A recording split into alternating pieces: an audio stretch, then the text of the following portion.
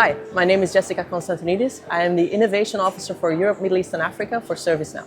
I think the most important part that we currently have is the technology is going really fast and a lot of the legacy is still at our customers. So they're flipping between should we leapfrog, should we not leapfrog, should we go quickly, should we not go quickly? And I think it's also that AI part. The AI part is the biggest issue at the moment because are you sovereign? Are you allowed to add that data? Is your data ready for AI? And are we breaching anything? So the CISOs are really in a struggle in terms of are we allowing this, yes or no?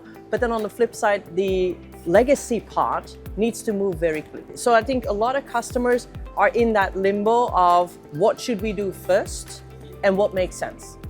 Yeah, so a lot of times customers come to us and they say, look, you release twice a year, it's going really quickly, you're injecting AI, we can't follow, right?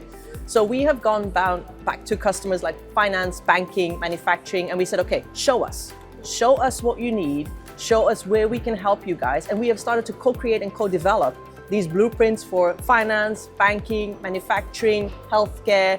And basically what happens is they are the business experts. They will then create what they need to create. We will then bring it in as a product or as a blueprint so that other customers can take care of that. One of the things was Adora for finance, for instance.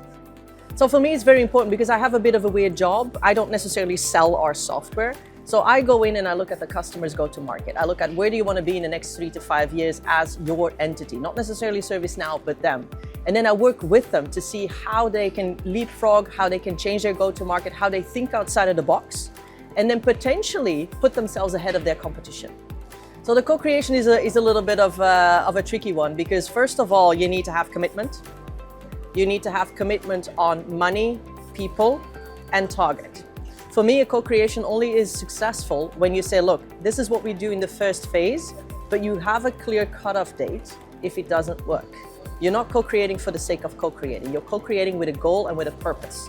So when we then co-create, because of the low-code, no-code, because of the machine learning, because of the AI, because of all the technologies that are in there, we do see an increase in co-creation because it goes faster and faster and faster, but we also fail faster. So I think going in there, understanding who has the IP, who the intellectual property belongs to, where does the data sit, and how do we actually put that cutoff date? And that's the most important part.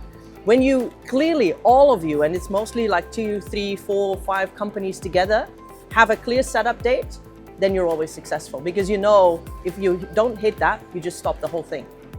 Well, I think technology is an enabler, but it's also an inhibitor at the same time. It's not because you can do a certain thing with a technology that you actually should do it. So a lot of times I reel customers back in terms of, injecting technology and injecting everything else because A, they're not ready, B, their go-to-market is not ready, and C, it's not their core business. So it does make sense if you embrace, if you enable, and if you understand what the purpose is of that technology and how you're going to implement that. But if you don't know what that is, please, by all means, stop doing it. Right? So there is a fine line between should we do AI, should we not do AI, does AI make sense, does AI not make sense? Find the low-hanging fruit, the quick wins, and that for sure, go ahead. But if you see that you have to change too much, which can then potentially risk your P&L, wait with it, wait. There's not a crime in waiting. There's not a crime in getting yourself ready and capable and comfortable before you move ahead. I think the most underestimated piece that a lot of customers have is basically employee enablement. Is it clear what you're allowed to do? Is it clear what you can do? Do you give people the opportunity to play around and test? Because then all of a sudden you see this shift of maturity inside a company. And that shift is necessary, but it comes down from top to bottom to allow you to have that shift.